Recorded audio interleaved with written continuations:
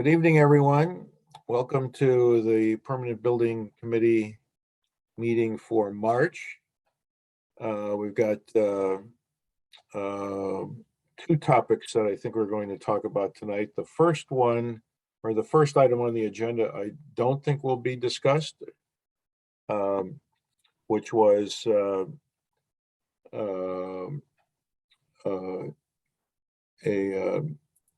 an agenda item for Pete Germain to talk to this committee about open meeting laws, regulations.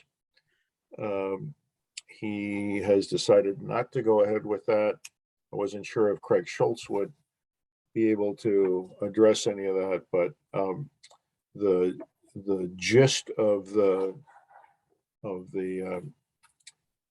his discussion had to do with regulations involving more than one select person being able to attend the meeting. And I think there were several committees in town that the select board wanted to be able to monitor, this being one of them. But apparently he's elected not to address that. I think the regulations are still somewhat up in the air, so we're going to bypass that and jump right into our favorite topic is the DPW. And so if all goes well, this will be our last discussion regarding construction progress and the status of the DPW. So with that, I'll turn it over to Robert and you can enlighten us. Thank you, Wayne. Well, from what I can tell, we're done. I'm not as close to the site, the ground, as Jim and Dave are. They're there every day, but I understand from Nick that the we'll call it the escape window was installed on Friday.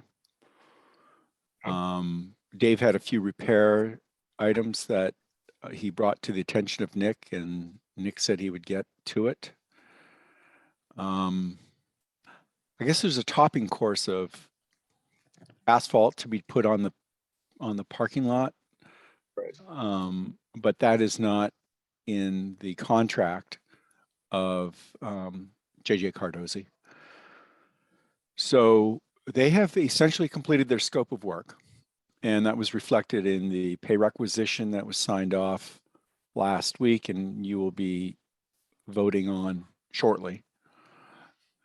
So, I mean, after such a long process, it seems a rather brief summary, but I don't want to prolong the meeting. As far as I can tell, from all the information I have, JJ Cardozi has completed their scope of work without exception, other than the few items I just mentioned, and I think they've done a good job. So I'm pretty pleased with the results, and pretty happy with the way the building has, the way it looks, the way it works. I hope that you are too. I mean, that's the most important thing. I'm completely open to any comments or suggestions anybody has about, what we might do going forward if we were to do it again, on a kind of lessons learned thing, but I don't think that this is the right venue for that. Maybe a subsequent meeting. All right.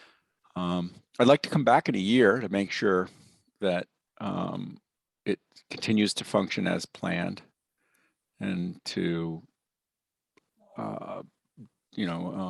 troubleshoot anything that's not working quite right.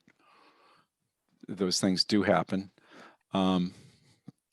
As you know, being members of the Permanent Building Committee, each building is a one-off. It's not like a product, it's more like a prototype. If we were to do it all over again, we'd probably change a few things, but I think coming back 1 year later would be a good learning opportunity for me, and it would be maybe a way for you all to weigh in on things that you might think we could do better. But that's, as I said, really subject for a different conversation. I think your coming back in a year would be more than welcome. That would also be the time when our warranties would be about ready to expire. So if there was anything that was lingering, that would be the time to circle back and make sure that everything had been addressed. So we would certainly welcome your coming back in that time. Wayne, But I'd suggest that we did it in 10 months. All right. Well, good point. Well, let's hear from Dave, who does live with the building every day. I was there with him for a short visit today. Dave, give us your view on looking back on this whole process and the status of the construction. I'm very happy. Everything is, like you said, just little nitpick things, but everything is going great. We're still putting things the way we want them, but everything is working out. We got our racks today, so we're going to start cleaning out the other garage. And like I said, everything's still work in progress, but I'm very happy. Great. Dave, Well, what's on the little list of things to do? Just the heat in the wash bay doesn't really regulate well. There's a small thing with the FRP walls, which Nick had looked at. The screen that it has a little rip in it, so it's just really small items that just need to be fixed. The door latch sometimes sticks, so it's just very small stuff. Did he indicate when they'd come back and fix them? Almost everything was fixed. He's talking to the heater rep. He said, because Nick was there today, he dropped off all the as-built and booklets and everything. I'll bring him to the gym tomorrow. And but I pointed out everything to him. He said he's waiting back from the heater guy because they're looking into how to regulate it or why it's not working properly. Maybe it's the fan sucking the heat out and keeping the heat running. But that's the biggest problem. And then the FRP blistering. But he's gonna put a letter together about that to make sure that it's at least noted that there could be a possible issue in the future. What do you mean by blistering, Dave? There's some areas in the FRP where, because the heat, my personal opinion is because the heat was so warm, and then with the hot water and the pressure washer, it got super hot in there. So my personal opinion is there's some blistering where the sheetrock compound was. It seemed like it got sweaty and separated a little bit in those areas. There's 5 spots. I'll send them to you so you can have them in your record. There's 5 little areas, but all their suggestions and is to leave it, because the only fix really is to cause more problems than to basically it's going to be a huge undertaking if things have to happen. So do you mean that the FRP panels are like bulging or bubbling off the substrate? Yes. Uh-huh. Only in the wash bay. Yeah. Okay. And only in areas over a joint compound. Right. Only over the joint compound. Yeah. So it's a lack of adhesion to No, I think the adhesion's there. I just think that the moisture, or however you want to say it, the heat or whatever, just softened the compound and released the glue. Oh, well, interesting. Is it all one panel or? There's 5 little areas. But in one panel or different? No, several different areas. So I looked at it today. I swung by and took a look at it, and the panel itself is intact. So it's basically a cosmetic thing.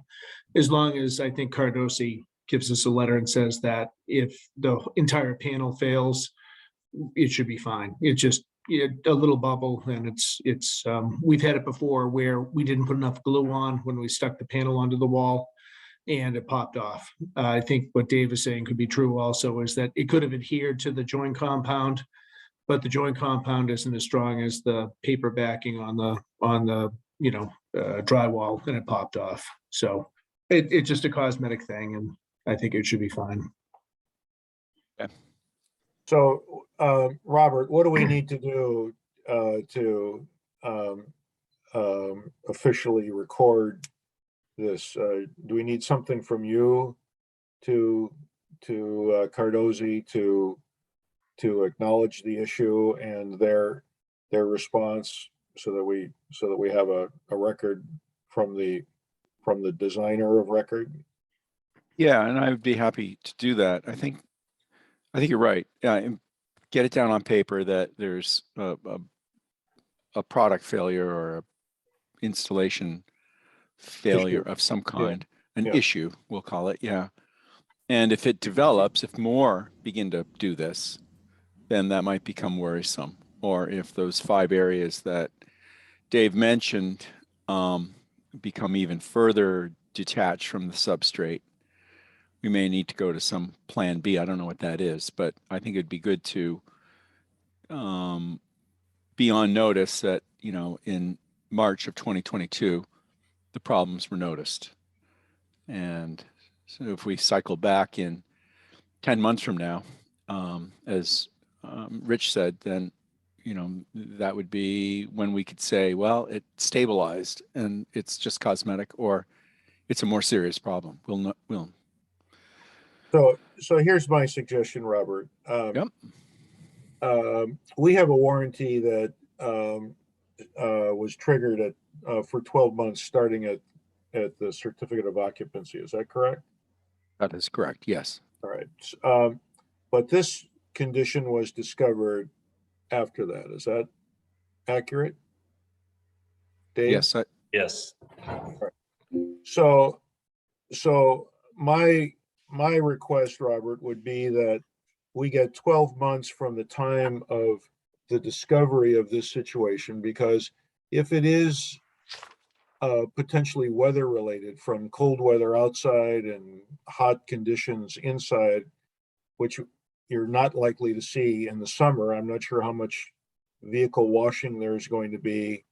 We don't know what the mode of failure, delamination, whatever you want to call it, is. We should go through another cycle. And so I think we should have 12 months from today, or 12 months from the time of the discovery, in which to evaluate whether or not it's getting worse or not. Yeah, I think that's fair. Okay. Yeah, we may not be able to get that condition of cold outside and hot and humid inside until Right. December, January. Who knows what the Right. weather will be next winter. Right. But 12 months gives us the time to assess it anyway.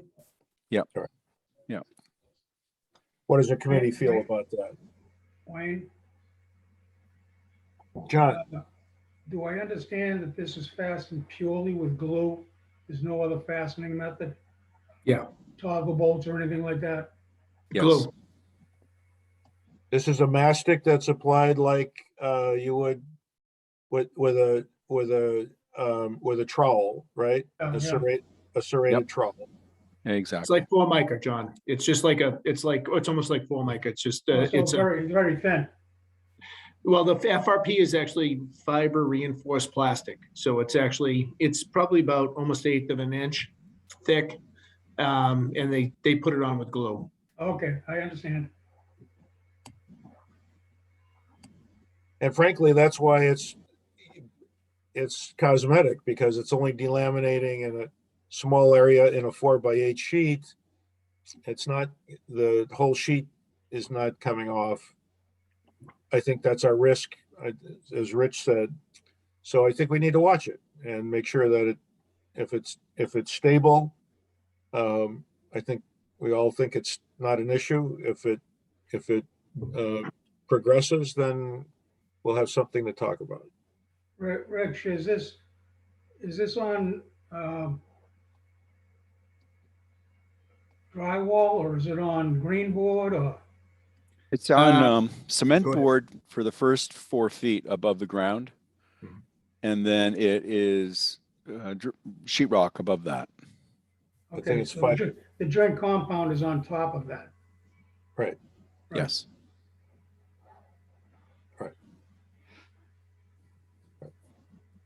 And the delaminations are on both sides, right, Dave? On the exterior wall and on the interior next to the mechanics bay. So, all right. So, Robert, if you could draft something up and send it to Nick, hopefully we'll get an agreement. I think that's the one remaining issue that we'd like to keep aware of and keep Cardozi potentially on the hook for. So I'll send you a draft, Wayne. Great. Since you're our insurance expert, you might want to parse it a little bit differently than I might. Mhm. And after that, we'll get it over to Nick. That'd be great. Okay. All right. Any other, you making an adjustment there, Diane? What's going on? I am. It looks- My feet are looks- cold. What you're doing looks quite unusual there on Only you would notice that. Wayne, We didn't see anything. so I do want to say something. I went through today with Dave, and the building itself turned out really well. And I think Cardosi did a nice job. I think we get our money's worth out of the project. Robert, I think you did a great job. It looks, an attractive building for something that's going to be storing trucks and, DPW equipment. I think it's a good looking, efficient building that I think will hopefully last. Thank you, Uh, Rick. Appreciate that. I concur, Robert. I think you've done a fine job. You've been a service to the town of Millis. You've been a pleasure to work with, as has Cardosi. And hopefully we've kept up our end of the bargain in being a good client. And I think that's what makes a project come to this conclusion. So thank you very much for your part in making that happen. Thanks. Those are kind words. Kim, you said this is being recorded, right? We can, send me the tape, will you?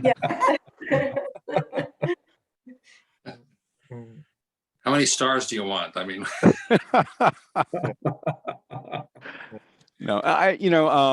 I think I said it in an earlier email. It's this is a team sport.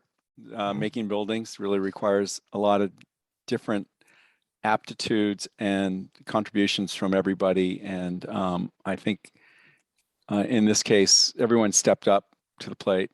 I agree. I think Cardosi did a good job. I think the town of Millis is very well represented by you in taking care of business for the good citizens of Millis, making sure that they get good value and good work. We work for a number of public agencies, and you guys really stand out for among them as being really competent at what you do. And that's a pleasure for me to work for such knowledgeable, competent folks.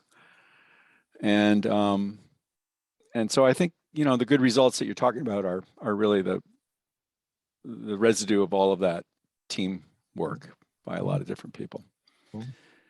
So thank you. You're welcome. And it's gratifying to hear that we're not screwing things up for somebody who deals with a variety of of clients, it's good to hear that we are not screwing things up. So we're appreciative of that. And if you need a recommendation, please don't hesitate to ask us. We'd be happy to give you one. Thanks. Appreciate that. All right. Any Thank other you. questions? Thank you, Robert. Thank you very much. Yes. Thank you all. All right. Any other things we need to talk about regarding the construction of the building that we need Robert for? Or can we send him on his way? Hearing none. Robert, thank you very much. Hope you Thank you all. enjoy. Yep. Hope you enjoy the rest of your evening and have a nice life. I hope to see you before that's over, Wayne. Take care, everybody. All right. See Bye you. now. Thank you, Robert. Bye. Thanks. Bye.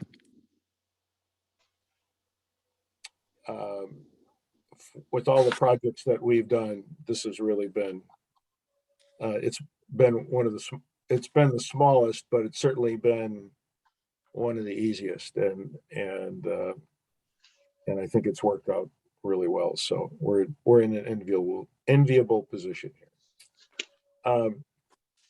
We've got some bills to pay, and we've got some other business. What do we have on our agenda here, Kim? I don't have that in front of me. Yeah, we need to review the generator quotes. We need to pay the bills. And then obviously talk about the senior center stuff and Right. approve some All right. minutes. All right, so let's talk about the generator first. I guess this is your part, Jim. Why don't you jump in here? Sure. So at the last meeting, there was several things approved, and on several of them, I went out and got 3 quotes. One was the generator. I'd like to give a quick update on the cameras.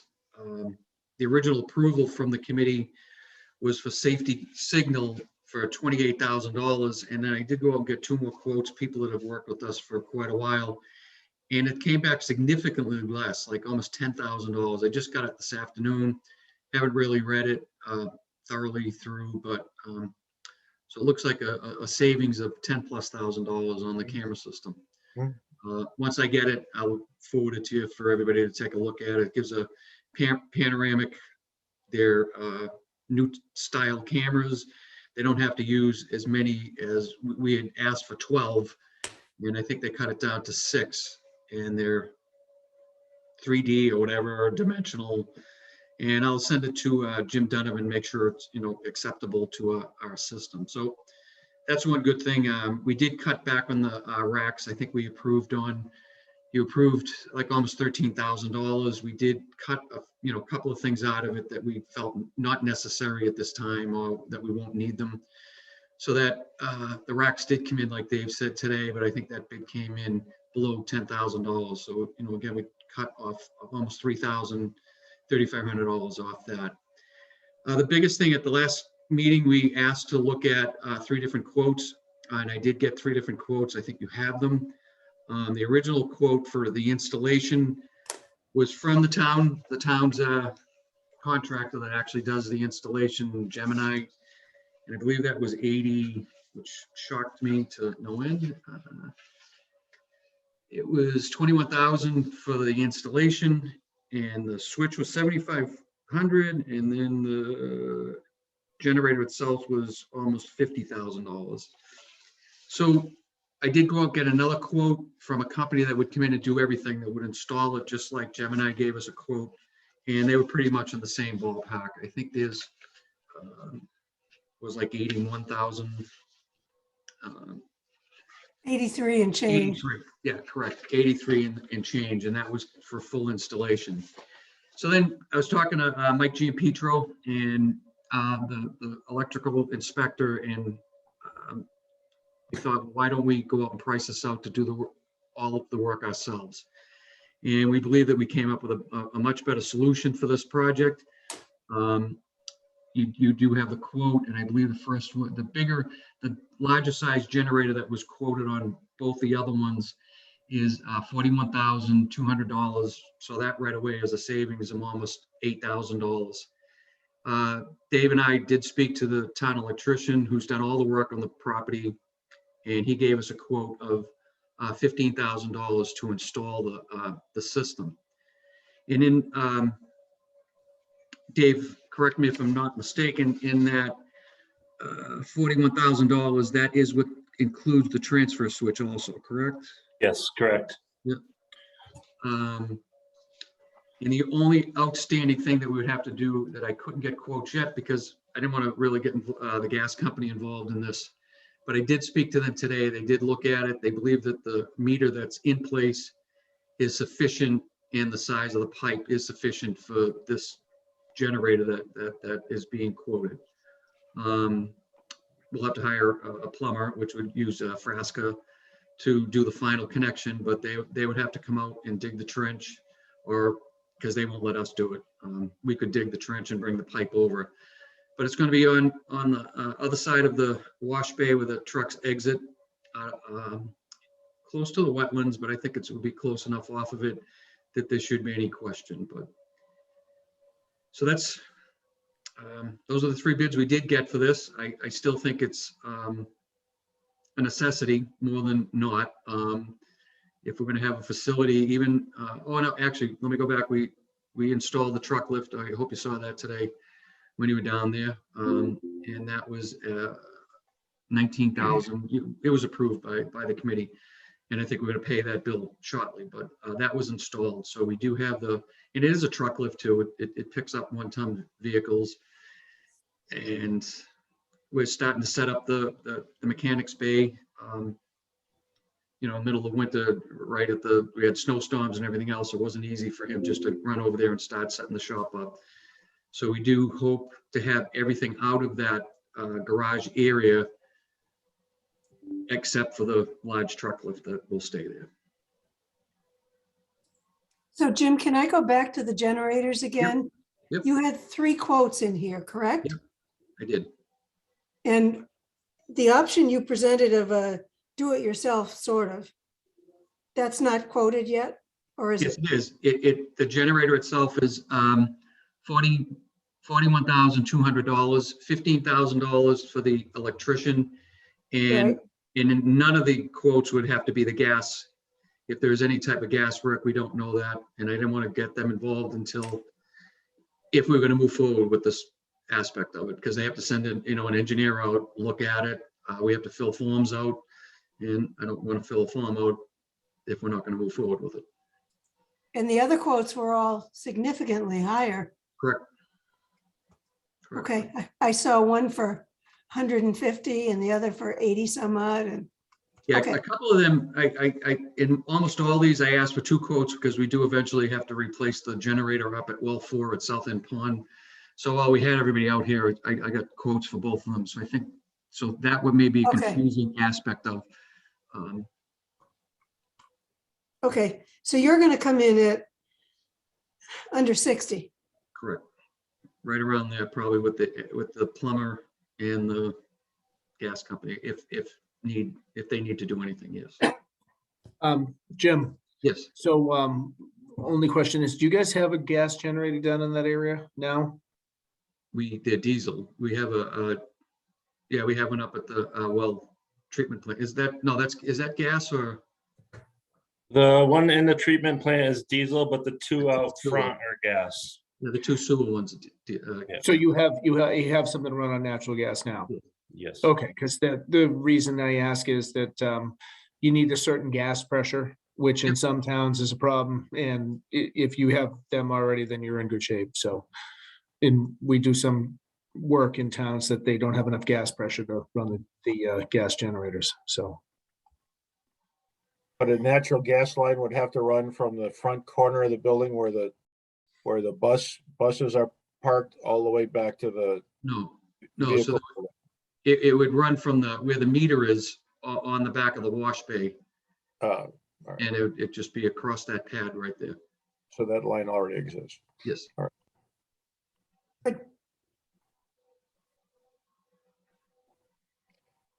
Well, Wayne, can I just ask, I want to make sure I understand that the quotes, Jim, if I may. Last time, the quote was 78.5. That was the one we considered the last meeting or 2 meetings ago, whenever it was. And I have to admit, I've done my own arithmetic, which is always bad, but I think that I added up Gemini, maybe incorrectly, to be about 78. Is that the 78.5 one then? No, so the Gemini would be the on the very first page, it would be option 1. The Yeah. 39,000 is for a smaller one. The 41 down the bottom would take option 2. Yeah, okay. And then the other one was 85 something. That was PC, yep. PSD electric, okay. Correct. So what you're proposing is to install it for 60. Yes, Okay, thank you. to hire the town electrician, and we would purchase the generator outright. Okay, thank you. Well, I guess the question that I have is the one that you already alluded to, Jim, is you see this as a necessity. Can you explain that a little further? Yeah, I still think that the building needs to be operational during winter, any type of storms. That area down there, even though we put it on a critical infrastructure with Eversource, it seems to be the very last thing that ever goes, when we have power outages in Millis. And in the past several years, we've had, they've been out for days. Literally days that section has been out without power. And luckily we do have, the generators have worked every single time. Again, for him to move, even with the lift out front where there is a generator for the garage area, and that is going to remain in place. And that takes care of the staff building. For him to be moving, equipment, if we're an extended amount of time, it's just not a feasible thing. We only have one mechanic, and if they go out during a snowstorm or any type of emergency, it would be pretty tough for him to move the equipment from one building to the other. Well, frankly, that's his choice. That's the situation that you have today, whether you have power or not, Jim. You have elected to have 2 mechanic operations in 2 separate buildings, and you have that. In fact, if we go back to how this project originally was contemplated, the issue had to do with the leakage of the roof over what was then the office building. And that had to do with heat that was getting up through the office, melting the snow, deflecting the ice. And we talked about, the original proposal was to put an elastomeric coating over that building.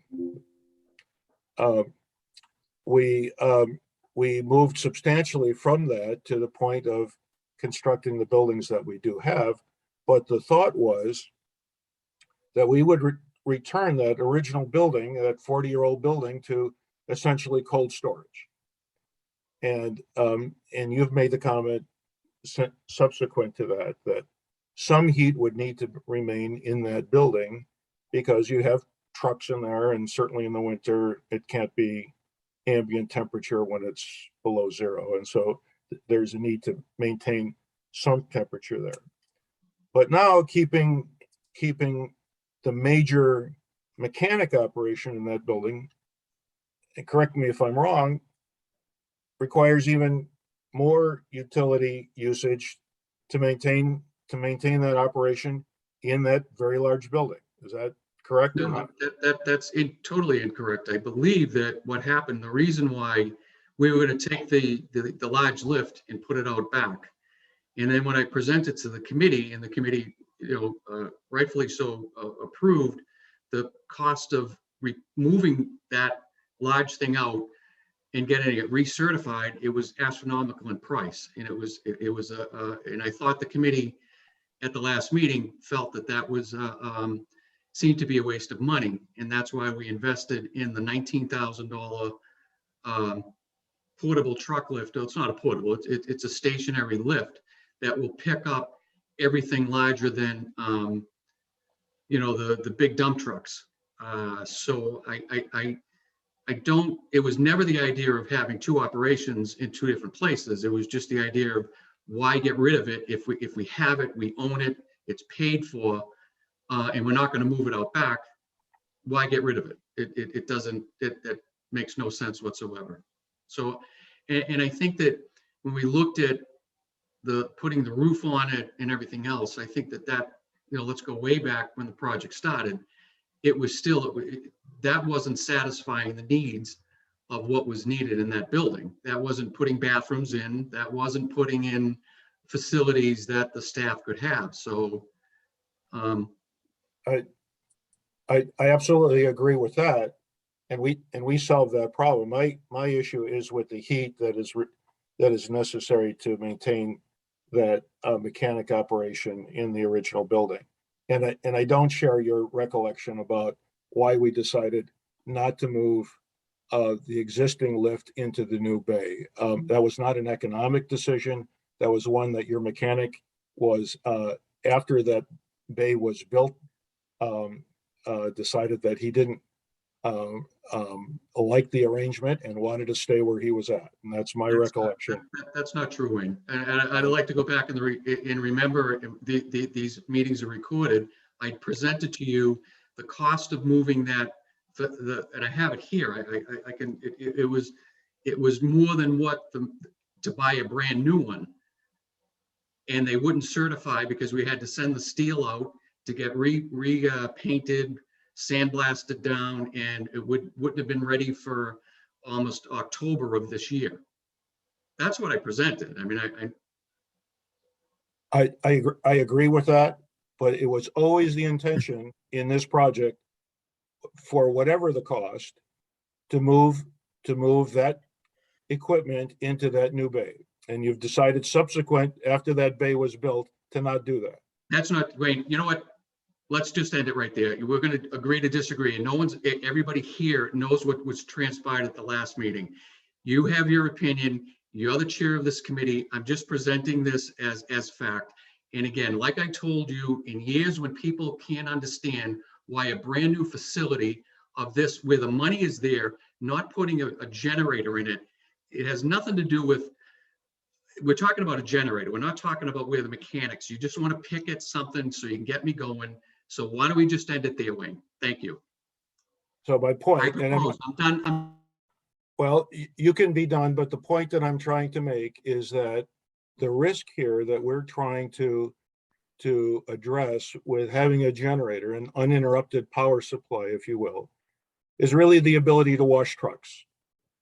And I question the need to spend $60,000 or whatever for the uninterrupted ability to wash trucks during the winter. And Wayne, that's just my one question. Dave, is the SCADA panel inside that building that would need to be run? No? No, all SCADA is in the actual office building. Okay. So it would, that generator would just be running the old DPW building? Yes. Okay. Well, the generator they're talking about is the office building is run under generator through the one out front running through the old building. So the offices have a generator along with the old wash bay or the old garage. We're only talking about a generator for the vehicle building. Okay. That's what I needed to know. Thank you. Yeah. And everything else is in fact got emergency generator power. And because we have now 2 mechanic operations available, I don't see those as being able to be interrupted in a power interruption. So the only thing that we are losing now is the ability to wash trucks. That's it. And I question the need to spend $60,000 for that eventuality. Wayne, let me ask a question. In the new vehicle building, there's a new lift in there, am I correct? Correct. And obviously it's the wash stand, correct? Correct. So in reality, it sounds to me like more than washing trucks can take place in that building. Is that right or wrong? There can, but my point though, John, is that the existing lift, which currently services all of the vehicles for the town, will exist in its current location and be operational because it does in fact have have a generator that supports it. And No, that will correct. I continue. agree with you. But let's just say that in the middle of winter, we have two trucks break down and they need to both be repaired to get them out on the road to, get the roads open, etc. And you need to use two lifts at the same time. But the electricity goes off. What do we do then? You would use the one lift. You would not have both lifts available.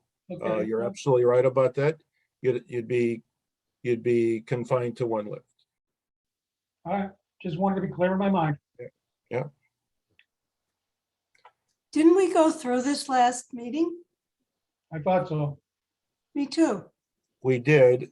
I think we have some new information regarding proposals and cost. What's the committee's pleasure? Would somebody like to make a motion? Is this something that we want to put forward?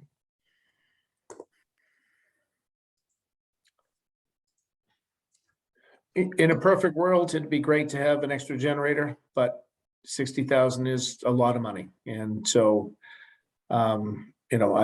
with people concerned about spending money, I would be hesitant to put it forwards. I agree with you, Rich. And I mean, in general, I don't know enough about the day-to-day activities that take place at the DPW, particularly in the wintertime. But the bottom line is 60 grand is a lot of money to service one or two maybe incidents that happen in the course of the year. So I'm not sure it's a necessity. Jim McCaffrey, I know you've had opinions about this in the past. Right. I mean, I guess that I've, listened to the discussions this last meeting and this meeting. My feeling is that if we're going to build a building like we did, we ought to equip it properly. And so I would be in favor of adding, putting the generator into that building. Okay, all right. Diane? I just went back and I'm looking at my notes from January 25th. And I know there was a lot of debate and discussion about this. I think if we have it in the budget, it makes sense. If they're going to find a way to cut $20,000 off the amount, I think that's laudable. Yeah, maybe it's in the category of nice to have, but we've done pretty well keeping our costs down. That's all I'm saying. So is that a yes or a no? That's a yes. I did say I favored it. Let me ask this. You say it's in the budget, and I'm not quite sure if it is or it isn't. I know we had that extra money.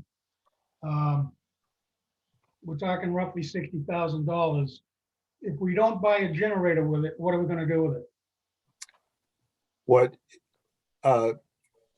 the answer is that we won't borrow the money and we won't be paying it off over 30 years as a part of a bond. So it just goes back into the general fund? Or? No, it's not part of the revenue. We would borrow that would be part of the expense that we would finance, that we would then pay, just like taking out a mortgage on your home or a home equity line in order to make some improvement on your house. It's saving the financing of that amount of money. Yeah. We haven't heard from Dave Ramachi. Dave, I'm not sure you want to jump in here or not. I don't see that Jim McKay is still on. I can't tell if he is or not. The screen is dark, but Dave, do you want to offer an opinion? I honestly don't. I mean, it would be, I agree with both. I mean, honestly, I agree with both. I do agree it's a lot of money. But there is cases where both would be used if, God forbid, we are without power for 2 weeks. This past winter, we did use both garages because we did have a lot of breakdowns this year. I'm not saying we couldn't do it in the cold, it's because we have. My opinion is I agree with both, so I'm irrelevant here. And I apologize for that. I think that's an extremely wise answer.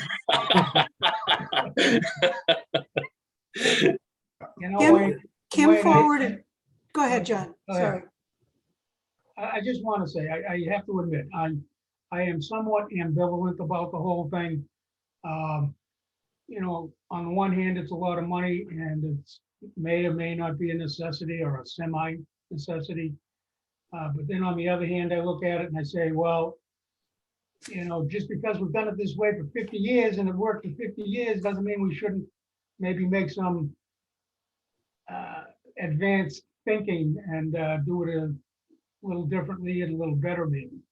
So as I say, I'm ambivalent. I really can't say yes, no, maybe, whatever. I'm sorry. Well, John? Yes. You're the deciding factor. Say something, aren't you? Ambivalent or not, you're going to have to make a decision. Oh, I can do that. All right, well, just forewarning you. As Larry Glick used to say, I have an answer. It may not be the right answer. All right.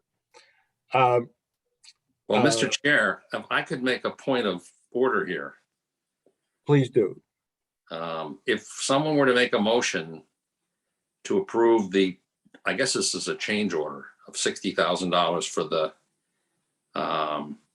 generator for the building, we could make that motion and it wouldn't pass unless 3 members voted for it.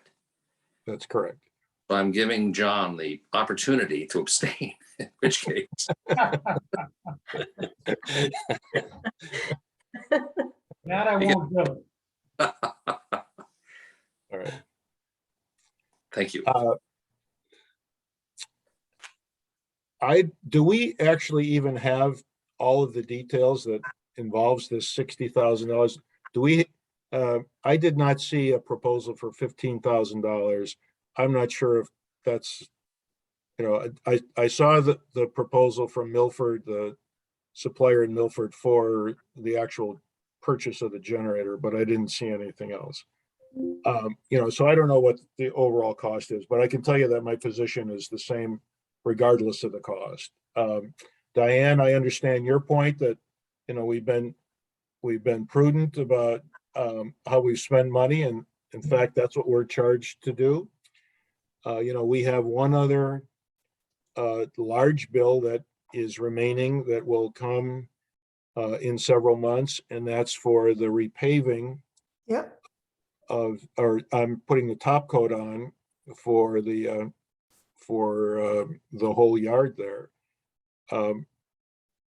We are still within the fiscal year contract. I don't know, and Jim McCaffrey, I don't know if you have any experience with this, but it would seem to me that in light of the petroleum costs today, I don't know if there's a way for the vendor to be held to the prices that he made last year when oil and gas were half of what they are today. Or I can't imagine there's not a way out for him. I mean, Wayne, right. can I bring up something? I agree with that. So here's the thought. What if we get through the paving, we get the rest of the information together for the generator, the total cost, see where we're at after the paving, and then we can make a decision then. Well, I can tell you, I still have the fundamental issue about spending $60,000. I'm not suggesting that that position won't change. I can't be persuaded. I would rely.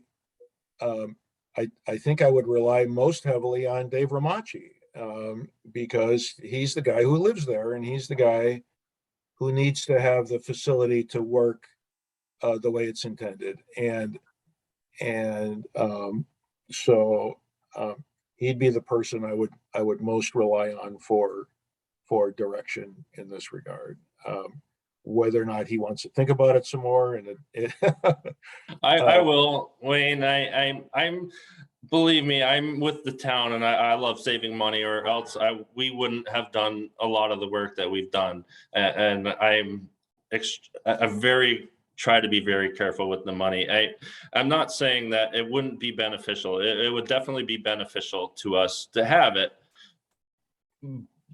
But I also agree with you that it's a question mark, and we could have it and we could not use it for a couple of years, but there's the chance that we can use it, and it would, if we had it and we needed it, it would be used.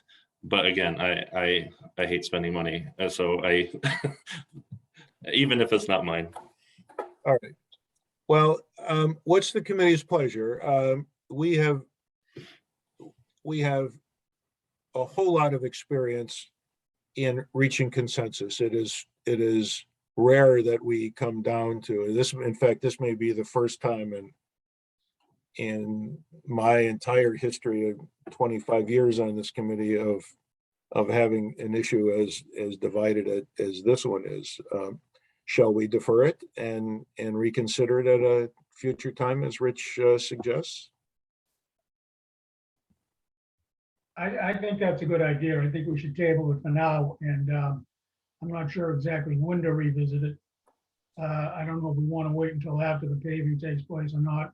You still have to deal with the fact that I believe these prices supposedly are only good for 30 days.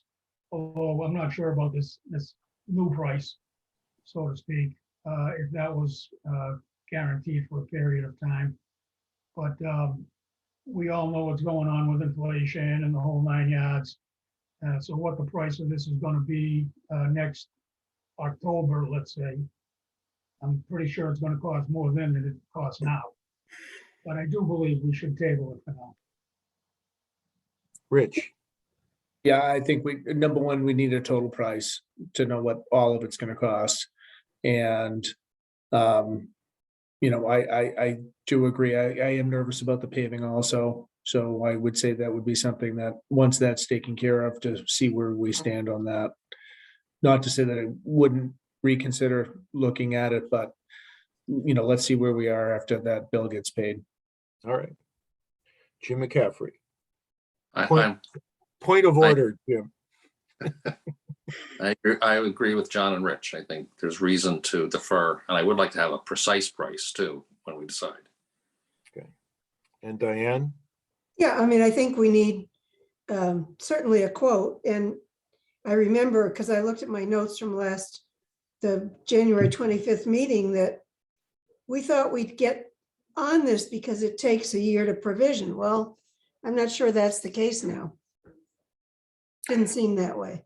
All right. I think it is. It's a long lead time for a generator. Is it? Yeah, they're going about a year. Okay. Well, I mean, I think next winter is going to be a kind of critical time, unless hurricane season's bad this year. Well, let's do this. Let's do this. The asphalt paving issue is a question mark for the project. Certainly, what we do know is that the contracts for paving will expire on June 30th. And so if we go beyond that, we know with certainty that the price is going to be different. What we don't know is, prior to that, whether or not it will go up, and if so, how much, and whether or not there are escalation clauses or limitations or whatever. And I think we should proceed. Dave and I spoke about this this morning. We should proceed this spring, certainly long before June, to get on their schedule and determine whether or not it's going to be the original price or something different, and evaluate that. And then we'll deal with this before July 1st. We certainly will be having meetings in regard to the senior center. So this group will be meeting regularly, and we'll have an opportunity to revisit the generators, several times before then. Does that sound reasonable? Yeah, but in the interim, I'd like to see a quote. Oh, I'll work absolutely. on that, Diane. I'll talk to Jim, and I know I don't know if the electrician quote was in writing. I know both Jim and I talked to him, and that's what he had said. I don't know if he actually sent it to Jim, but I'll make sure on that. And Dave, with any of that, with the rest of the stuff, just because you will have to have the gas connection, so that'll have to be just so we have a total price. Also, you guys usually should get a warranty. So if you can buy a warranty from that company, someone has to service it. So we should have that also. Okay. Just so it's a complete package. Okay. And so, just to go back, Dave, all three quotes seem to be 100 or 125 kW. Yeah. Have those been sized to support both the lift and the power washer? Yes. Yep. They were there. And the lift for 85, I just want to say that price was with me volunteering to do to install the pad and to pick up the generator, which was an extra $5,000 but I mean, I just want you to know that those prices I took upon myself to take the extra money off. I think the pad was $1,000, and to have the freight on they delivered to the electrician's yard for free, but I would have to pick it up from there. Otherwise it would cost $5,000 to deliver it to the site. Wow. I'm bringing my camera to watch you lift it. All right. Okay. All right. Well, the committee is happy to reconsider this, and and your efforts to control the costs continue and are certainly commendable. So thank you, and Thank you. we will deal with this in due course. Okay.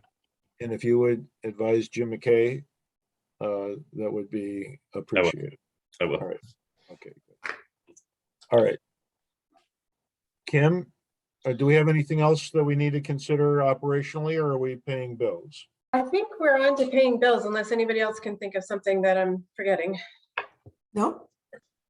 All right, let's All right. roll. Let's roll. Let me get it going here.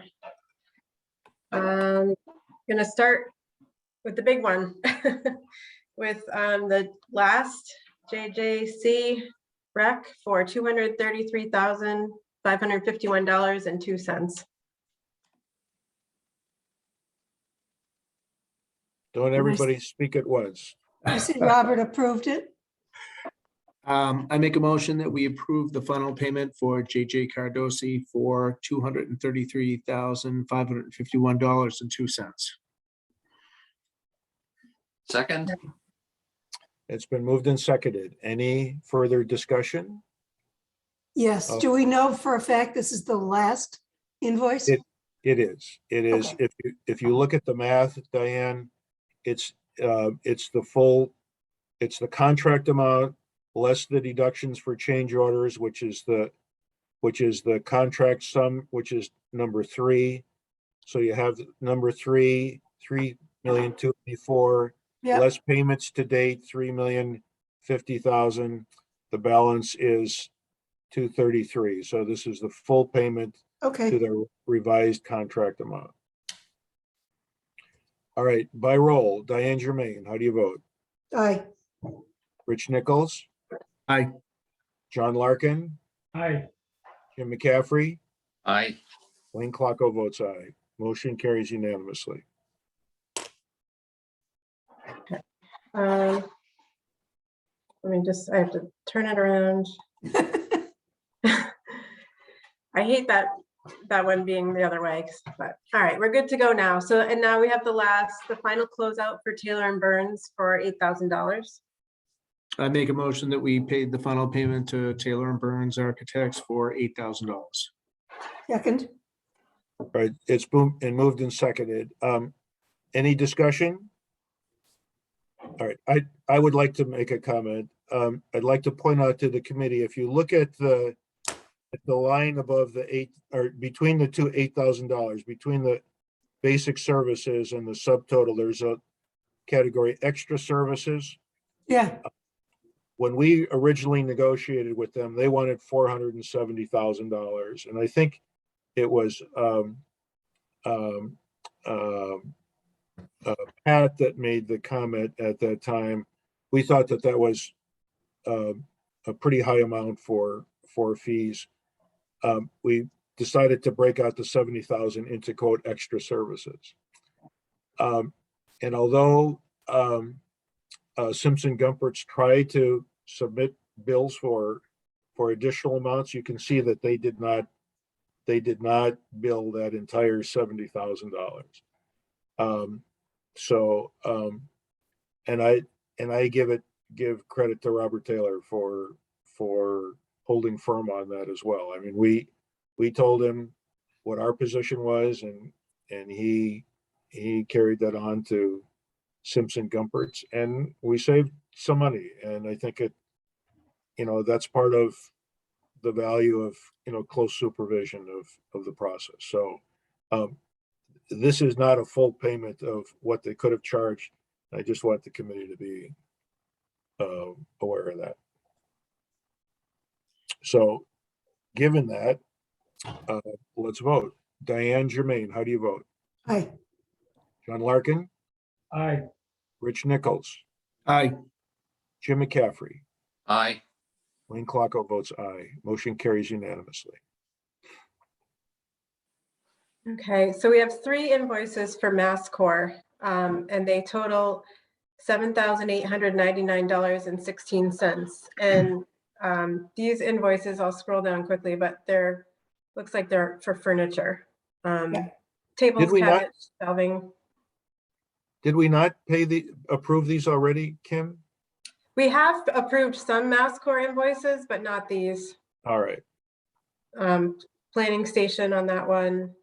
And then I think stools was this one. So let me just go back up to the total, which is this number right here.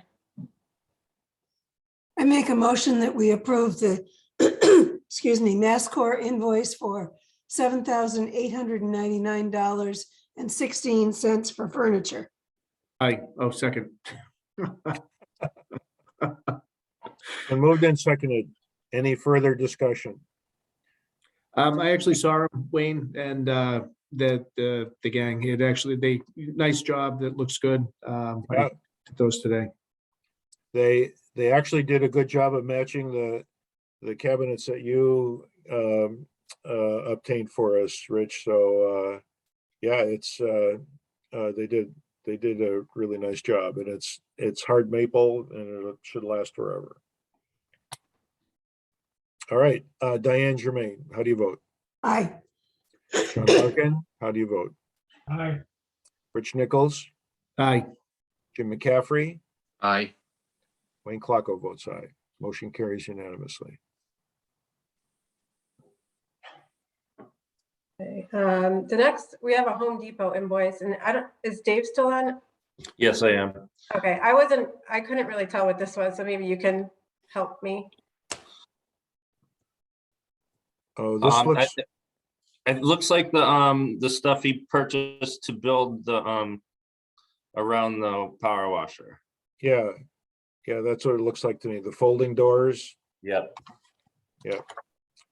So they built an enclosure around the power washing equipment. I guess it was getting excessively wet from the from the spray there. So they built a little kind of shed enclosure around it. Okay, so the total for that was $600.20. I make a motion that we approve the amount of $600.20 to Home Depot for power washer shed. Second, I'll say, John Larkin seconded. Any discussion? Diane Germain, how do you vote? Aye. John Larkin, aye, Rich Nichols, Aye. Jim McCaffrey, Aye. and Clarko votes aye. Motion carries unanimously.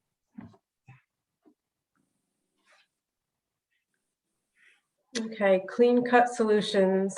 That was for a chair mat, and I'm not sure what these Duradot things, maybe Dave, can you help? Those with are, that? yeah, those are the carpets underneath the tables and Okay. the entranceway.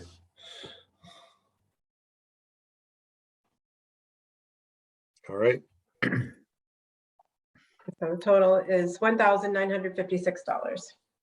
I make a motion that we approve the amount of $1,956 for Clear Cut Solutions. second, been moved and seconded. Any discussion?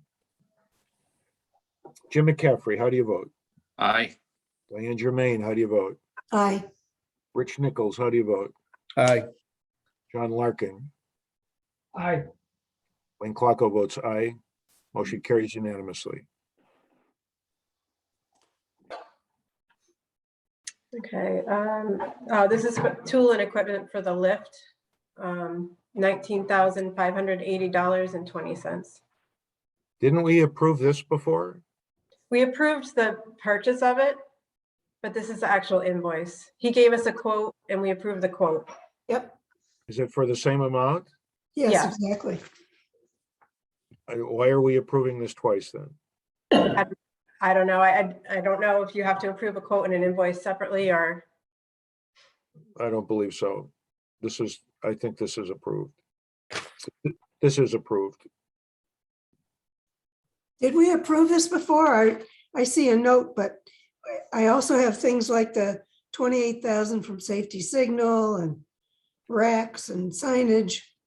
let me just look back quickly and make sure it was officially, like a quote officially. Let me just look back real quickly, but if I can. We've run into this issue before. We had to approve a proposal in order for them to go ahead and actually contract with the town to make the purchase. So it was approved in order for them to actually go out and purchase this. And I don't see that it's necessary for us to approve it again after the fact. Okay, I mean, the same situation then with the Permaline signage. I don't think I've ever submitted an invoice that I haven't gone through the approval process for. So I just want to make sure that we're covered. But if you tell me we are then. I believe we are.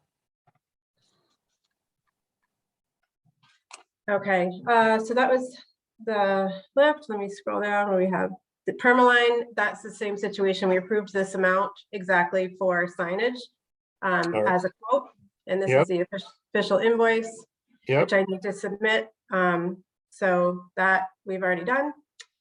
And Air Energy is the air compressor for $3,154. did we approve this, Dave? I'm not Yes, sure I thought you did, but I honestly, well, I don't know if the price is the same because there was two of them, a smaller one and a bigger one. I think we actually got the smaller one, but I Well, honestly can't remember. I think we approved it in principle, but I'm not sure that we approved this. Yeah, I think, yeah.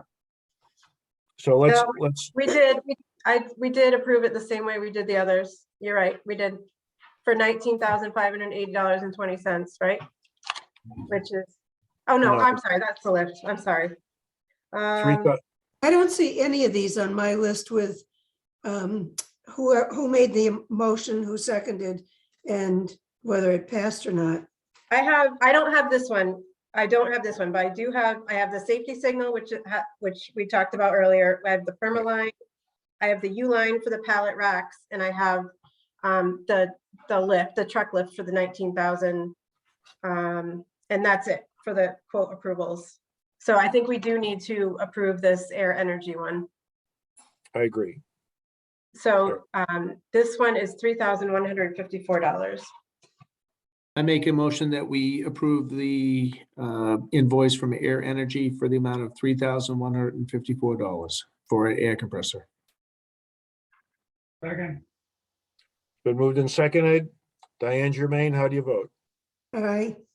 Jim McCaffrey, Aye. John Larkin, aye, Rich Nichols, Aye.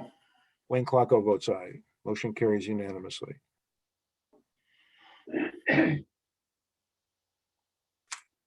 And this United Rentals was for the scissor lift to move the SCADA panel. This was part of the electrician's cost. We incurred this directly, I guess then. Is that correct, Dave? Yes. All right. I And make a that- motion. Go I ahead. make a motion that we pay United Rentals the amount of $874.26 for a scissor lift rental. Second. second, It's been moved and seconded. Any discussion? Jim McCaffrey, how do you vote? Aye. John Larkin, aye, Diane Germain, Aye. who did I miss? Me, Rich Nichols. Aye. Sorry, Rich. Thank you. And Wayne you, Clocko votes aye. Motion carries unanimously. I lost Okay. track there. My apologies, Rich. And that is the end of the invoices. All right. Are we done with the DPW then? I think so, so. until we get to paving. Yeah, I mean, we need to approve the minutes of the last meeting, but Right. Oh, let's wait until we have the discussion about the senior center. We need to have a general discussion about that, and then we'll approve the minutes after that. All right. All right. Sounds Anything good. else further on the DPW, or can we bid Dave Romachi adieu? I have a question for Dave. Yep. I've asked Jim a couple of times, but he's been kind of busy. Are we gonna do a welcome to the town? Let them come in and see the facilities? Or I'm not? fine with that. The offices are set up and looking good. The garage is pretty much not in shambles, but a lot of moving pieces in there because Kevin is really just starting to move stuff in there right now. So it's not pretty. I don't know if you want to wait another couple of weeks Oh, or, I'm not okay. doing anything. Jim had okay. planned to do a touch a truck and, just invite people to stop by and. Yeah. And I think that would be nice for people to see Well, how absolutely. nice everything looks. Yep. I think we should line people up in front of that wash bay and then have them run through and hose them off as they run the gauntlet. Yeah, we can do that. Maybe the committee needs to do that. So could you see if you could get some? I don't know. Yeah, I'll ask questions. Okay, thank you. You're welcome. Anything else for Dave then? Okay. Dave, thank you very much. You're welcome. Thank you. Have a good night, everybody. We Night. appreciate your candor tonight.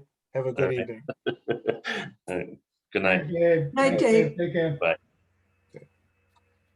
All right, the senior center. I sent out some materials today. Jim McCaffrey and Diane and I have been working with the Council on Aging and Abacus Architects, so we're very familiar with the materials. John and Rich, I'm sure less so. I hope you've had a chance to at least look over the two things that I think are we need to discuss tonight. One is the PowerPoint or the presentation for the focus groups, which tees up the issue and then makes the case for what the options are to educate people about the options, and then asks people to make their preferences. And so that's the one major document. And then what you saw in addition to that, and I think in my cover note, I explained that Abacus and I spent probably an hour and a half yesterday with PM&C going over their estimate. And I had some concerns previously. There were a couple of things that just kind of jumped out at me as that I was not really comfortable with. And that was the reno cost at the VMB was like $260 a foot, where new construction cost was like $400. And generally reno, by the time you get into the reno, it turns out to be almost as expensive, if not as much or more than new construction. And so we probed on that. We probed substantially on the civil part, where they're digging out that whole grass area behind, by the gym there. And if you look at how the new building is contemplated, it angles out, not at 90 degrees, but like at 45. And so it expands that area substantially. And it's going to be a big catch basin.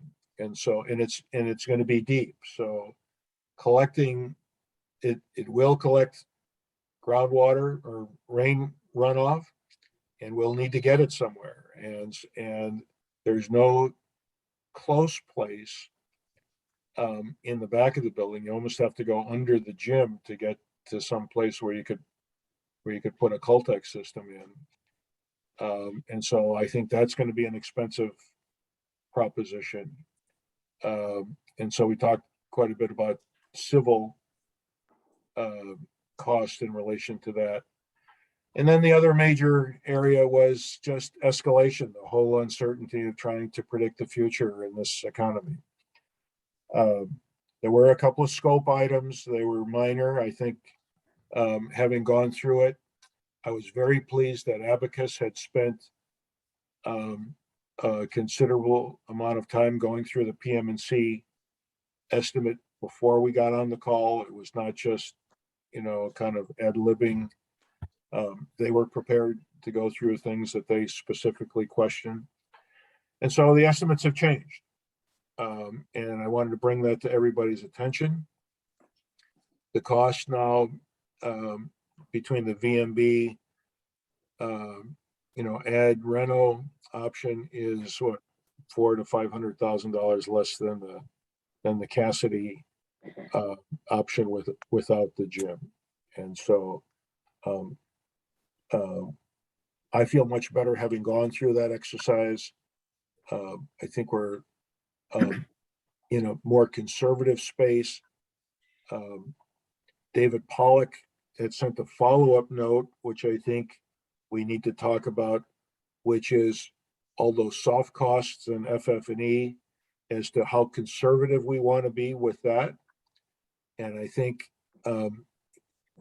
just starting that discussion, my preference is to be more conservative than less, because we've got to live with a number once we get it from the voters.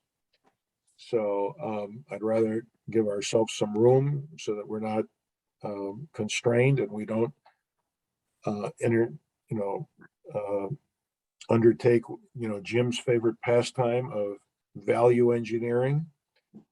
And so that's kind of in very short strokes where we are and how we got there. And so I'd like to just ask everybody for their comments and thoughts. So Rich, go ahead.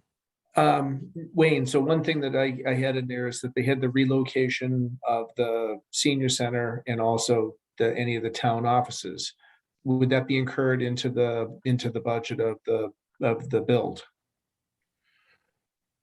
You're asking about phasing, you know? No, meeting cost, if we have to relocate, because I think one of them is the building department has to get moved, because that would Yes. be part of the thing. Yes. And the senior center, are we gonna have to set them up somewhere else and pay for that, like we did with the tennis courts when we did the school? We have not had detailed discussions with Abacus about anything other than moving them within the building. We haven't really spent any time talking about that. So, you know, temporary facilities, whether it's kitchen facilities or, you know, making space for them somewhere else, we've not had that discussion at all about the VMB option. No, I mean, just a total cost thing. It just, you know, Right. like you said, it sounds like now with because I looked at the number and it was definitely closer now for the Cassidy and the VMB. You know, would these costs add to the cost of the renovation? You know, making it, you know, more equal with the new build. Well, it's close. You can see the numbers. It's close. And what again? Oops, sorry. The only other question was, we had talked about the sewer connection at Cassidy, and we weren't sure how far that came down. Did we hash that out at all, or? It comes up to Island Road, so it is available it is available. But not close, correct? No, it is close, and that is one of the things that Abacus did verify when they looked at Cassidy. And then one more question, and this sounds silly, but at this point in time, we're out of sewer capacity. Would this be, if we did go ahead and do this, would we have the ability to tie in? Because Yes. right now, Yes, we do. we do. Rich, I asked Jim McKay about that. It's already figured in with the calculations of current and future approved projects. Okay. Wayne, can I go back? I'm not sure what, reading David Pollock's matrix, TDC. What is TDC? Total deliverable cost, I believe. He does actually, if you pull up his email, I'm looking at it. so just look above above his little chart. It says what TDC means, and CE is, I think, is construction expense, if my recollection is correct. All it says is the table below calculates TDC, assuming different soft cost multipliers of 30, 33, and 35%. Right. And doesn't it say right on the chart there what TDC is? No, I'll have to, It's below that. It's in the email from Andy Steele where it says total development cost is TDC. okay. It's right below his. There are two, like a construction estimate cost, little grid, and then total development cost grid. So so- how did we get so close with VMB to Cassidy without the gym? it's taking, so the big difference prior, Diane, was in that reno cost where we had roughly half of the square footage at the VMB was being renovated at $240 a square foot, as opposed to $400 for new construction. There's a big part of it there.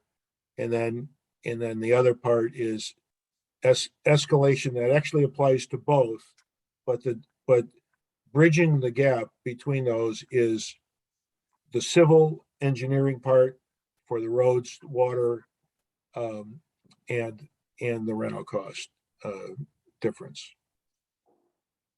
It did seem like it was pretty far apart prior to this. It did. And David Pollock had the same concern that I did when he got PM&C's original estimate, which is one of the reasons why it was good for us to sit down with them and go over it again. And Peter Fogarty, I believe is his name, who was the principal at PM&C.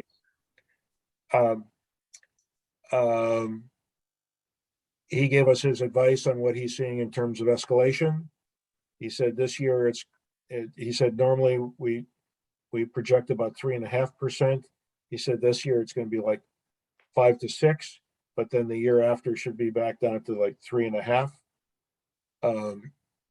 He said, and then you get into whether or not the economy is going to slow down, and then how much work is on the street.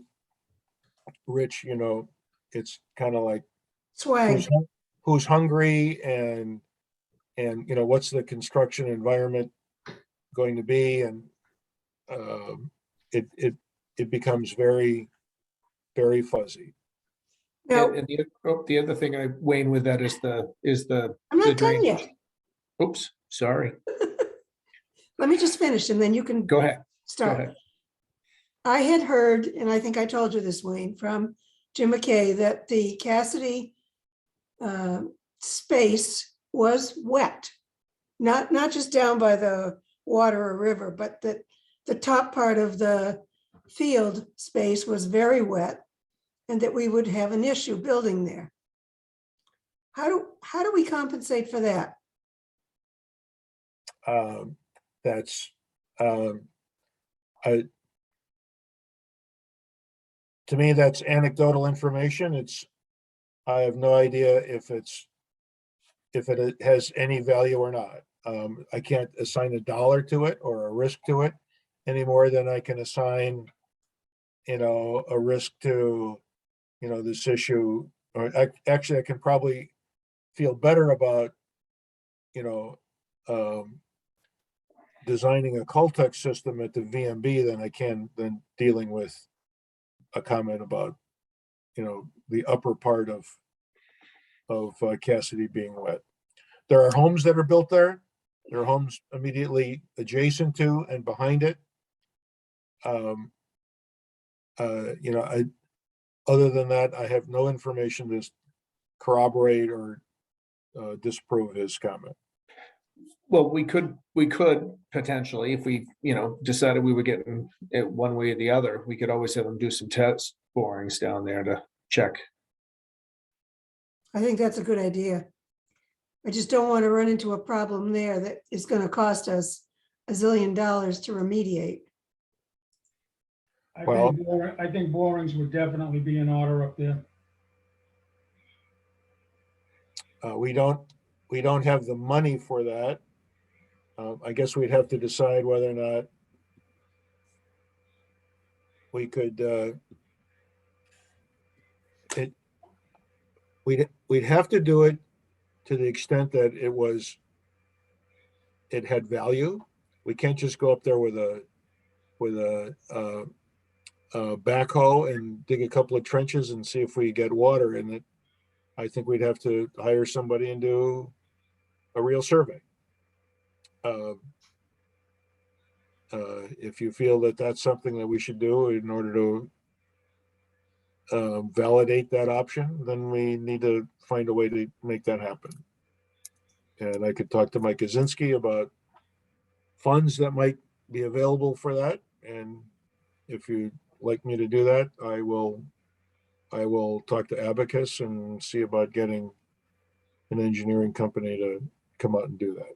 Yeah, I think that makes sense. I think we should do due diligence, and it doesn't have to be super extensive, but I think we should do the minimum required to have some comfort level on that.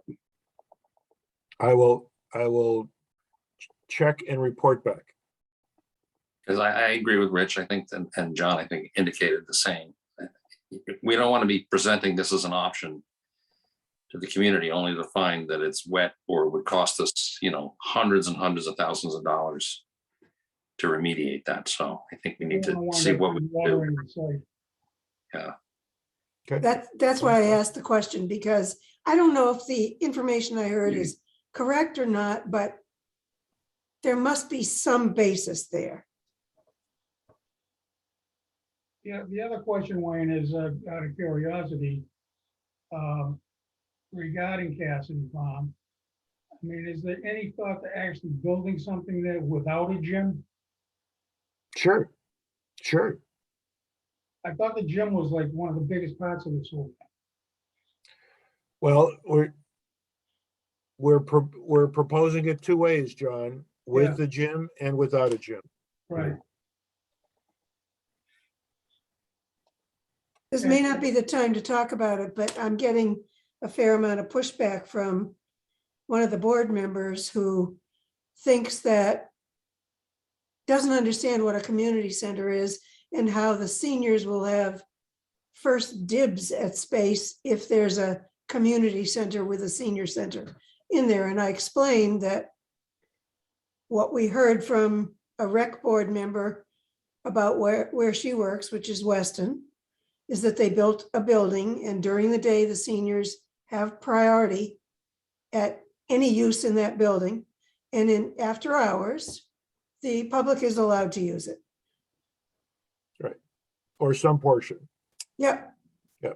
Well, I think we need buy-in from both parties, both groups to be able to do this. This, there's not enough, I think, of one group only to push this through. I think you're both right. And I think that's a fundamental issue that we will have to make over and over and over again. Because I think not only the people who already know about the project still struggle with that. I think the people who will be seeing this for the first time will have the same question. So we will need to answer those questions. I can tell you that since we last spoke, I've reached out to people from the Clyde Brown project and had them dig up a document called Frequently Asked Questions. And we posted that on the website and I think on Facebook. And I see this kind of a question that will be more easily addressed in that kind of a format. If we can just put something out there, officially, so that it's not just a discussion point and people hear what they want to hear.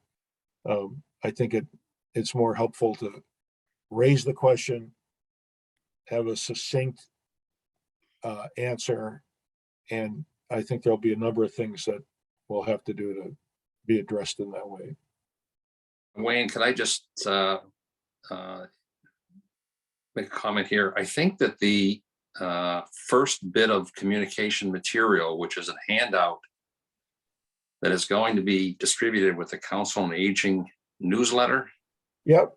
week, actually posits that there's choices that be made about where and which, with gym and without, but also the question of should it proceed as a senior center only or a combination community center. So the issue, I believe, is going to be put out there as we have been. We've been talking about this in public meetings in this way, but I think that whatever rollout, which is really more of information, pay attention now, information coming, Right. will include that question. Absolutely. We're asking for the community to help guide that conversation. So I think it's I don't know, from my perspective, it's a very real and viable option for this community to decide. And the only thing that's different from what they've seen already is the price already went up by millions of dollars. Right. Jim, I absolutely agree. I think it's fundamental to the decision-making process. I think a lot of people, it will be very material. And so, so we need to get it out there and we need to talk about it and we need to have a position about, how that would be handled. So I absolutely agree with you. Go ahead. The only other thing that I have to report in terms of new information is I stopped by the gas station today just to get gas. Which one, Wayne? Stop that. The one at the corner of 109 and 115. Oh, really? There's a surprise. Yeah, there you go. And I did confirm that the owners of that station do own the yellow house that's between that gas station and and the VMB. I did not have a chance to speak with the owner. I hope to do that tomorrow. But what I did hear was that it is not for sale, Oh, that the gas station owner's mother actually lives there. And that there was at least what I heard yesterday or this morning was that there didn't seem to be any understanding of selling, considering, sold, any of that. So I'll nail that down. And the purpose of that call or that interaction, Rich and Dave and John, is there was some thought that piece of property, which runs, it's over an acre, it runs all the way back in parallel to Park Street. it's an I think acre and a all- half, Wayne. All right.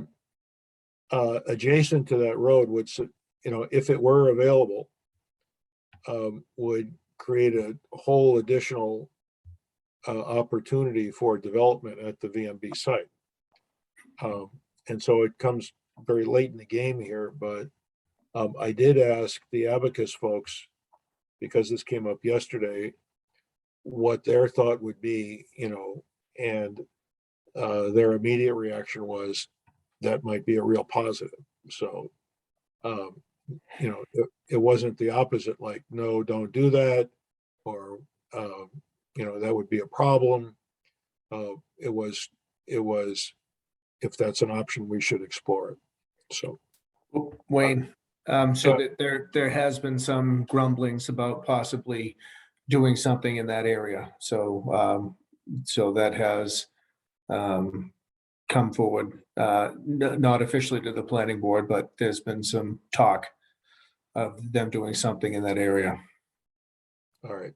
Well, I'll try to have a conversation tomorrow with the owner and we'll see. I believe, Wayne, I think Joyce Boy already knows him well. She knows the owner. Okay, well, Maybe she can help. okay, all right.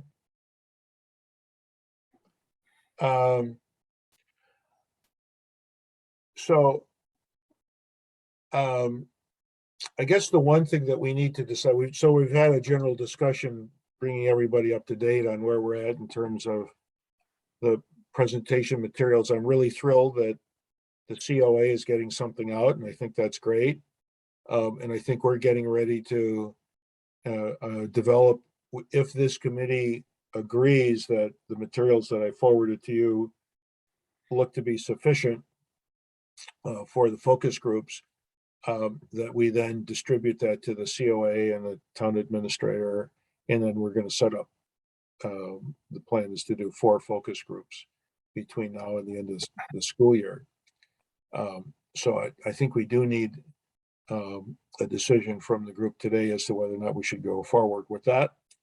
I know Diane is working with the COA on their newsletter and other presentation materials, and we're going to keep working with that. The costs, I don't know if you have any other reactions about the costs, but I think this is our due diligence. This is what we're tasked to do, is to get the cost. And frankly, I feel better about it today than I did, before the meeting yesterday.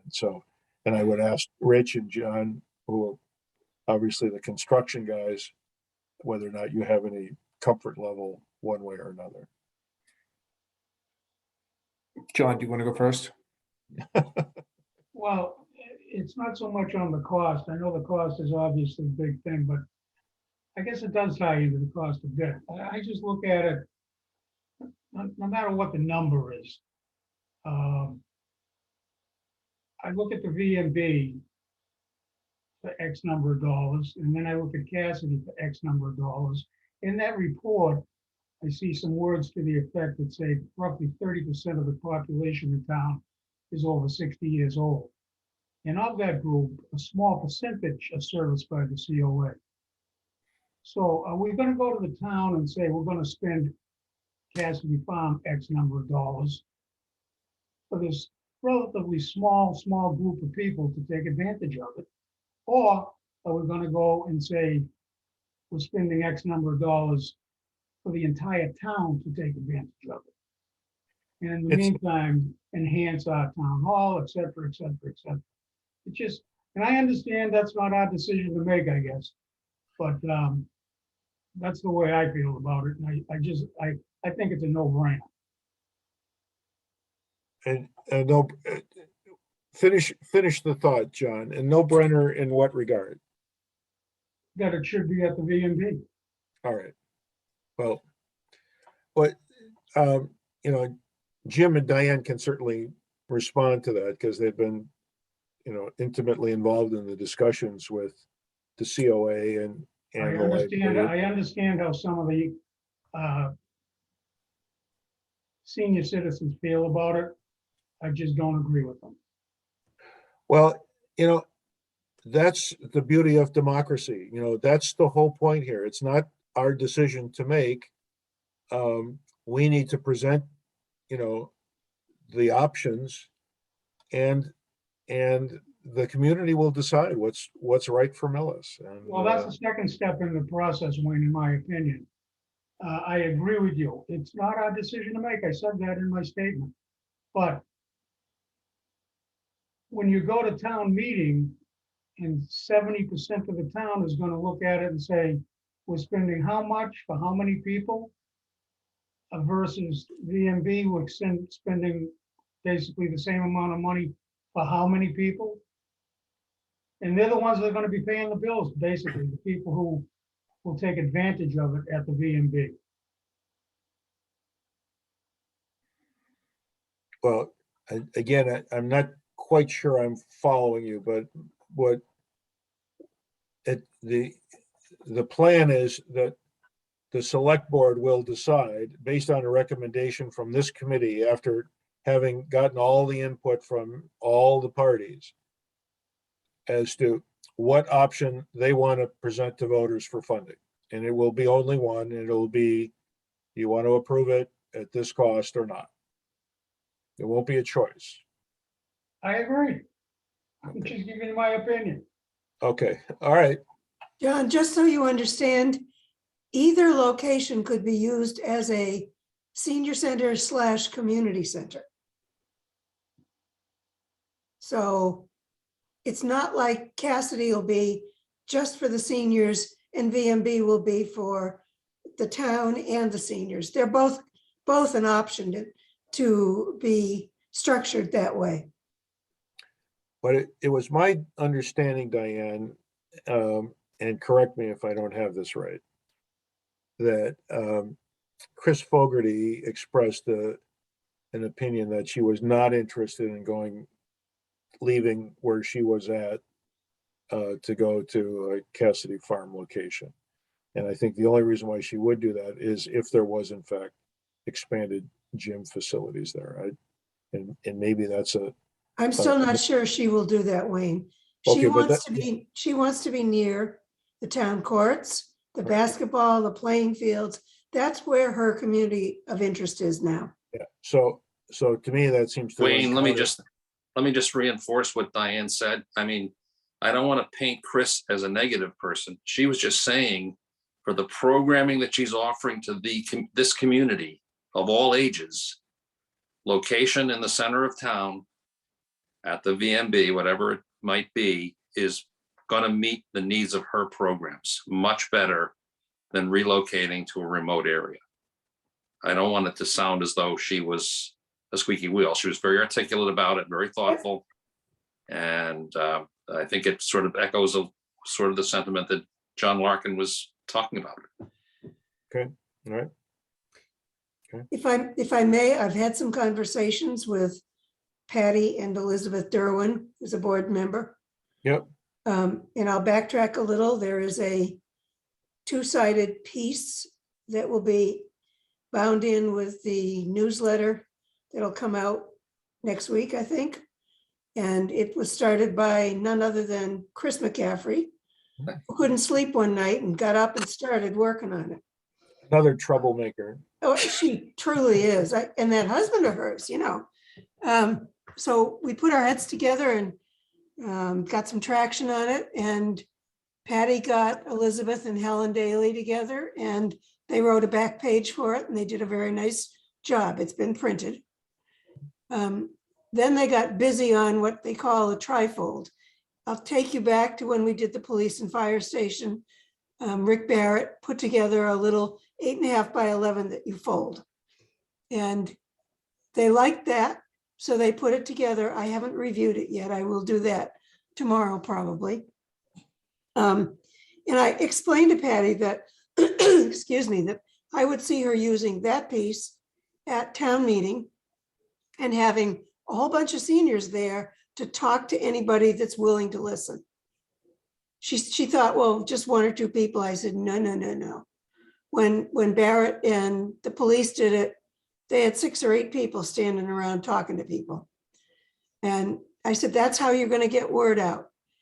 She would like to know, when are we going to do the focus groups so she can include the dates in that piece. Yep. I said that we were We need to- targeting May sometime, and we would work on that. We can probably do that fairly quickly. They're ready to go with that one. I think it needs a little editing, but not a lot. So they've responded quickly. And I think the distribution would be a town meeting, and we want to take advantage of town election, which is the next week, just to get this information in the hands of as many people as possible. Right. So those are 2 really good opportunities for voters to actually get engaged with it. And then the only other thing I would say is, I think, you know, with the information being disseminated, I think we should make sure we get it out to, you know, multiple age groups. I think that's the key Yes. on that is, and going back to John's point, which was my original point, is that I think, you know, to make this thing happen, we have to get some broad buy-in. So I think, you know, the gym and the, you know, would be helpful to have, because then they could use it for additional usage for, you know, other age groups, Right. whether it was at the VMB or at Cassidy. Patty has budget left from a grant, and the post office has a program called Every Doorstep Delivery. And basically you make up a postcard up to about this size, a big one. And you pay mailing costs. Even she has a permit, she might be able to do it herself. But we could do something like that for pretty short money and it'll go to everybody in town. Great, great. Well, I think the working group, the next step, if this group agrees with the focus group presentation that I sent to you earlier today with the updated cost figures, then we'll distribute that. If you need more time to look at it, or if you've got some reservations about it, please give me some feedback. But I think the next step is to get that in the hands of the wider group, and so that we can start planning the next meetings. Yeah, Wayne, I looked at the presentation materials today, and like I said, my only real concern was some of those soft costs that we had at the VMB. And like you said, some of the drainage issues, you know, those are the only real questions that I had on the cost. Okay, so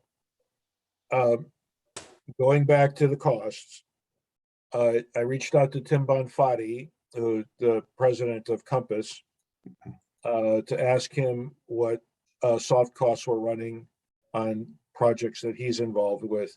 And he gave me a breakdown of his most recent project and was running at 20%. A little bit smaller project, but he had very little profit. I think it was like 5% profit. I was very surprised that it was as low as it was. Peter Fogarty from PM&C said that he agreed that 30% seemed to be much more in line with public work that he was seeing. And then you saw David Pollock's information that even talked about numbers that were arguably even higher. But I don't know that even with the FF&E, if you, and the OPM charge and a A&E fee, I think 30% plus or minus a point or two should be sufficient. Mhm. You know, so then what we're really talking about is scope. You know, did we nail the scope right? And then we're relying on PM&C's, you know, pricing for that scope. Yeah, I went through the bid estimate, and the initial one that you sent a while ago. And they look like they pretty much picked up everything. Nothing really jumped out at me that they missed. So I feel pretty comfortable that they covered, most everything in there. Okay, so you'd be okay with us going live with that presentation with those numbers? Yeah, I think so. And I think the presentation, I did look at the presentation and I think it was well done. I think it explained everything well, so. Good. All right. John, any comment? No, not much, Wayne. I defer to Rich on that. He's far more up to speed on today's pricing than I am, but I just know that everything costs a lot of money these days. Mhm. Okay. And PM&C also was pretty direct about suggesting that we not do CM at risk, that's just more expensive and puts you into a higher cost with higher contractors and more union laborers, and they seem much more comfortable in just doing a normal competitive bidding. Wayne, would we have a construction, we would have hire like Compass, have our own, or, yeah, okay, It's required. okay. It's required. Anything over $1.5 million, Rich, by the state. Okay. Boy, I have to say, Wayne, there's a 50-50 chance we could get the library contractor or we could get JJC. And I know which level of contractors. Diane, before the DPW project, I was afraid that we were going to get the guy that did the library. I know. I couldn't be know. more, in hindsight, couldn't be more pleased. We did very well, and hopefully this kind of project will attract contractors of that caliber. So, Kind of scary not doing CM at risk, I think. Well, Wayne, just as a, again, I want to just say that if you folks are much more comfortable with these numbers, then I think we're in good shape. I mean, you expressed the concerns a month ago that let's be sure that the 12 and whatever it was were really close enough. Because at this stage of the game, it's size. The community is going to say $15 to $21 million. Am I even willing to even go to a meeting, or am I just not going to support it? right. So at some level, we certainly don't want to go to the community, get the input and then go to town meeting and say, whoops, we said 21, it's actually 25. Can't afford that, because then the whole thing starts to deteriorate. So I think if we're erring on the side of higher than, I don't mean not way off, but higher than it might ultimately be, that's a much better place to be than, and you guys know this because you've been down this trail with these buildings. So the only thing I would add is I think it's important perhaps for us to do just an email update or something to go directly to the Council on Aging, because they saw different numbers and these numbers are higher. Oh, no. My intention is, if everybody agrees tonight, to send it to that whole group and say, Yeah, but it's sort of with your email where you describe why. Oh, absolutely. Because these are sound, solid reasons for these numbers to be revised. Right. And Wayne, you would add those numbers for those costs that are not included. That would be plus 30%, correct? They're in there. Yes. Total developmental cost. Mhm. But they're in those numbers that David put in front of us, are they not? Right. Yeah. Yes. Yeah, they are. Okay. In fact, the COA should should be looking at these, although, the price, it's not beneficial for the numbers to go up, but I think it is beneficial from their point of view, if they're looking at a new facility, to see the delta between the two options get smaller. Mhm. So I'm not sure that they're going to be, all that opinionated one way or another.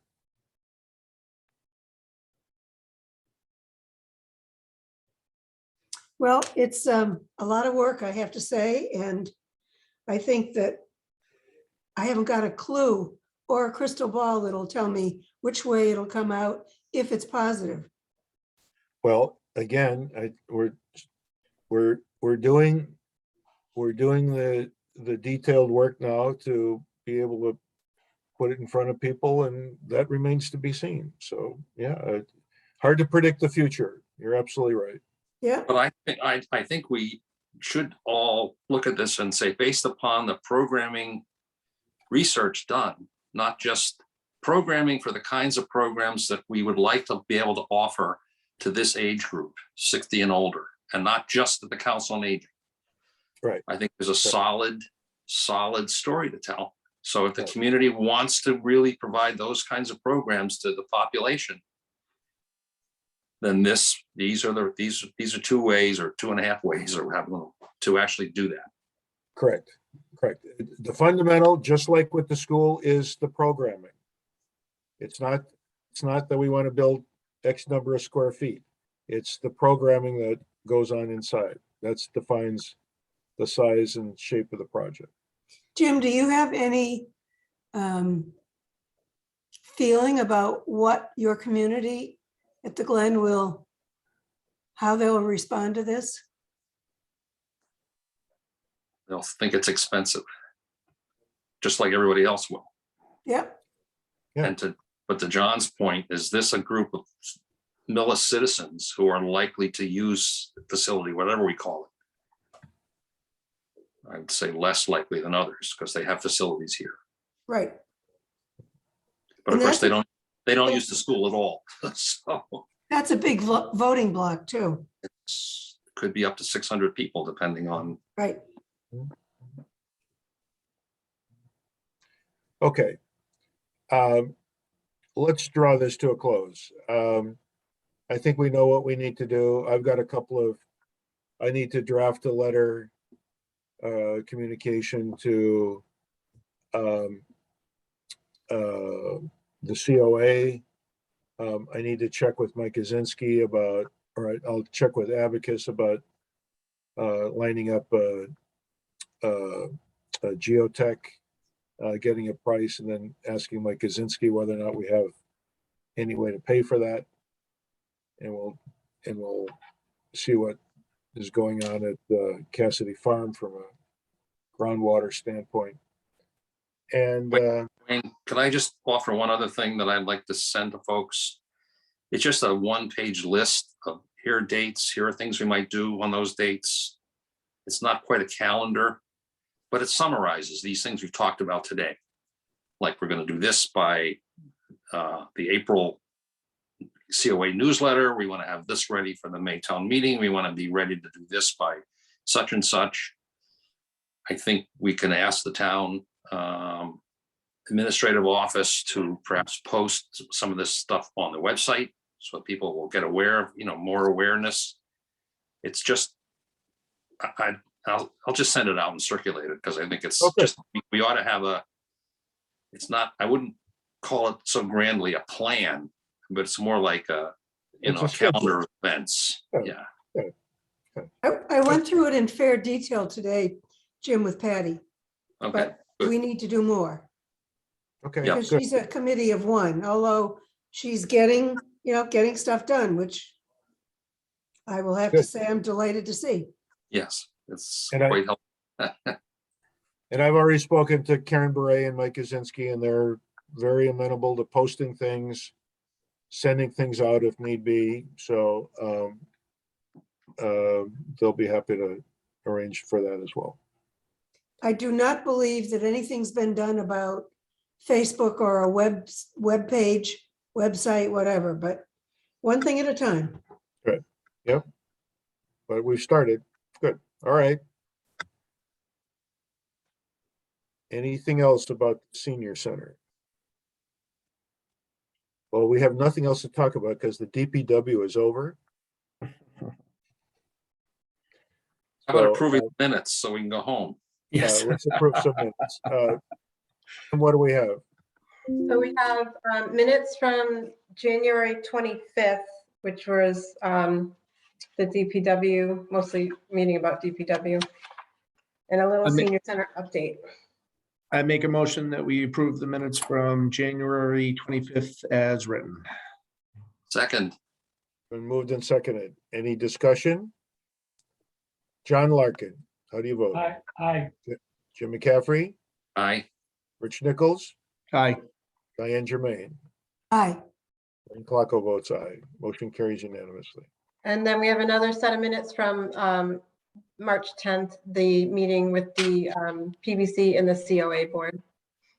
All right, and I move that we I'll approve make a mo- them. Okay, go Go ahead, ahead. Wayne. I move that we approve the minutes of March 10th meeting. I'll second with this- that. Any discussion? Diane Germain, how do you vote? Aye. Aye. Rich Nichols, I abstained because I wasn't there. Jim McCaffrey, Aye. John Larkin. I abstain. All right, motion carries. All right. Let's just